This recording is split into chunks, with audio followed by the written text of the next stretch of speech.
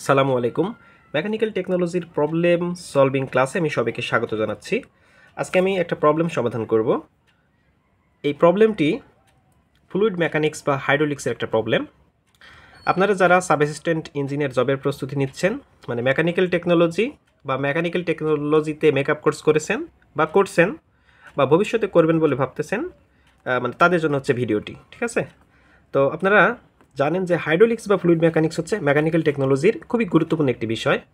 তো এই বিষয়ে সাব অ্যাসিস্ট্যান্ট ইঞ্জিনিয়ার জবের পরীক্ষাগুলোতে যে প্রবলেমগুলো এসে থাকে, সেই প্রবলেমগুলোকে আমরা 5টা ক্যাটাগরিতে ফেলতে পারি। 1 নম্বর পাম্প থেকে প্রশ্ন এসে থাকে। 2 নম্বর পাইপ ফ্লো। তো পাইপ ফ্লোতে আমাদের বিভিন্ন ধরনের প্রশ্ন এসে থাকে। আমাদের এখানে ভেলোসিটি বের করতে বলে, ফ্লো রেট বের করতে বলে, এগুলো আমাদের সমাধান করা দরকার হয়। তারপরে আরেকটা টপিক হচ্ছে গুরুত্বপূর্ণ টপিক, ম্যানোমিটার, তা বার্নৌলিস ইকুয়েশন, এবং এই 4টার বাইরে আদার্স। তো এই 5টা টপিকে আমরা মোটামুটি ভাগ করতে পারি। তো এই 5টা টপিকের ভিতরে আজকে আমি পাইপ ফ্লো, যে 2 নম্বর টপিকটা, এই টপিকের একটা প্রশ্ন, এই প্রশ্নটা আমি সমাধান করব। দেখেন কি বলেছে, নিচের চিত্রের পাইপলাইনে পানি প্রবাহিত হচ্ছে। এই যে একটা পাইপলাইনের চিত্র দেখতে পাচ্ছেন, এই পাইপলাইন দিয়ে পানি প্রবাহিত হচ্ছে। পাইপ নম্বর 2-এ পানির প্রবাহ মাত্রা কত? তো আমাদের এখানে বের করতে বলছে কি, যে পাইপ নম্বর 2 মানে কোনটা, দেখেন এই যেখানে এটা হলো 1 নম্বর পাইপ, এই যে এই পাইপটা 1 নম্বর পাইপ, এটা হলো 3 নম্বর পাইপ, এটা 2 নম্বর পাইপ, এই যে এখান থেকে শুরু করে এই পর্যন্ত এটা হচ্ছে 2 নম্বর পাইপ। তো আমাদেরকে বের করতে হবে পাইপ নম্বর 2-এ পানির প্রবাহ মাত্রা কত, মানে এইখানে আমাদের কি পরিমাণে ফ্লো হচ্ছে পানিটা, মানে ফ্লো রেট বের করতে হবে, বা প্রবাহ মাত্রা, এই যে লিখে দিছে ফ্লো রেট। হ্যাঁ, আমরা এটা বের করব। তারপরে পাইপ নম্বর 3-এর ব্যাস 21 সেন্টিমিটার হলে, এই যে 3 নম্বর পাইপের ব্যাস বা ডায়ামিটার যদি 21 সেন্টিমিটার হয়, সেক্ষেত্রে পানির গতিবেগ বা ভেলোসিটি আমাকে বের করতে বলেছে। তো আপনারা জানেন যে পাইপ ফ্লোর এই প্রবলেমগুলো খুবই ইজি।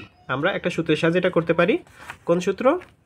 আমাদের কন্টিনিউটি ইকুয়েশনের যে সূত্রটা আছে, কিউ ইকুয়াল টু এভি, এই সূত্রটা ব্যবহার করে কিন্তু আমরা হচ্ছে করতে পারবো। তো এই সূত্র সম্পর্কে একটু বলি।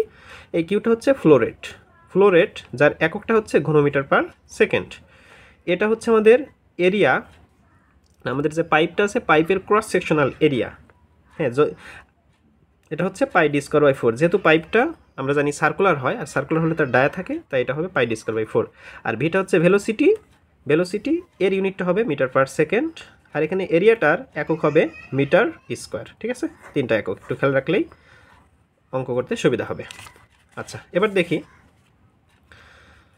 এখানে আমাদের 1 নম্বর পাইপে কিন্তু ফ্লো রেট দেওয়া আছে, আপনি দেখতে পাচ্ছেন যে Q1 দেওয়া আছে 1 ঘনমিটার পার সেকেন্ড। তার মানে এই পাইপ দিয়ে আমাদের প্রতি সেকেন্ডে 1 ঘনমিটার করে পানি প্রবাহিত হচ্ছে, এটা দেয়া আছে। এবং এই 1 নম্বর যে পাইপটা, এটার এরিয়াও দেয়া আছে 0.1 মিটার স্কোয়ার।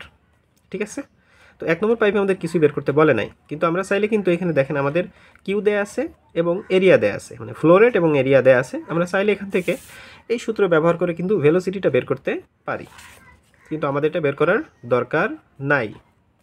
আমাদের বলেছে পাইপ নম্বর 2-এ পানির প্রবাহ মাত্রা। তো পাইপ নম্বর 2 কোনটা? এইটা। তাহলে এইখানে আমাদের কিউ ইকুয়াল টু এভি ব্যবহার করতে হবে।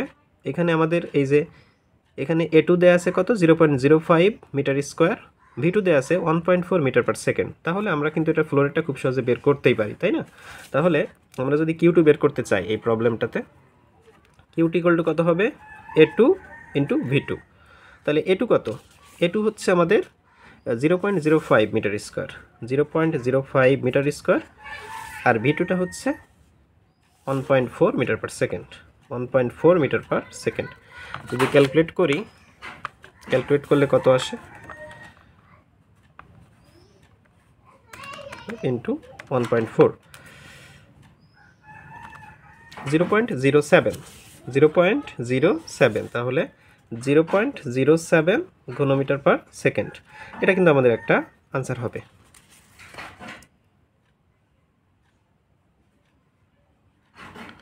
এই যে আমাদের পাইপ নম্বর 2-এ যেটা বলছিল পানির প্রবাহ মাত্রা কত, আমরা কিন্তু এটা বের করে ফেললাম প্রবাহ মাত্রাটা। ঠিক আছে, এই যে কত আসলো, 0.07 ঘনমিটার পার সেকেন্ড। তারপরে পাইপ নম্বর 3-এর ব্যাস 21 সেন্টিমিটার হলে পানির গতিবেগ কত? তো 21 সেন্টিমিটার, ঠিক আছে, এটার ব্যাস দেয়া আছে। তাহলে পানির ভেলোসিটি বের করতে হবে। তো ভেলোসিটি বের করতে হইলে আমার কিন্তু এটার ফ্লো রেট জানা লাগবে। দেখেন এখানে একটা বিষয়, এই 1 নম্বর পাইপে যে ফ্লো রেট, এই ফ্লো রেটটাই বা এইখানে যতটুকু পানি আসতেছে এই পানিটাই কিন্তু আমার দুইটা পাইপে ভাগ হয়ে যাচ্ছে দেখেন। তাহলে এই পাইপের ফ্লো রেট এবং এই পাইপের ফ্লো রেট দুইটা যোগ করলে এই 1 নম্বর পাইপের ফ্লো রেটের সমান হবে, অর্থাৎ Q1 equal to Q2 plus Q3 এটা বলতে পারি। Q1 equal to Q2 plus Q3 এটা আমি ফিগার থেকে কিন্তু বলতে পারলাম, এটা Q1 equal to Q2 plus Q3। তো এখন Q1 তো আমার দেয় আছে 1 ঘনমিটার পার সেকেন্ড, আমি যদি এটা লিখি 1 ঘনমিটার পার সেকেন্ড। তারপরে Q2 আমি বের করছি 0.07, Q3 আমার অজানা, তাহলে কিন্তু Q3টা এখন বের হয়ে যাবে।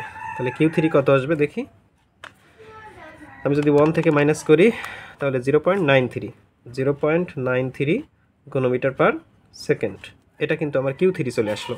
তাহলে আমি 3 নম্বর পাইপের কিন্তু এখন ফ্লো রেটটা জানি, কিন্তু আমাকে বের করতে হবে ভেলোসিটি। তাহলে আমি যদি ভেলোসিটি বের করতে চাই তাহলে ভেলোসিটি কত হবে V3 Q3 divided by A3, V3 হবে Q3 ডিভাইডেড বাই A3।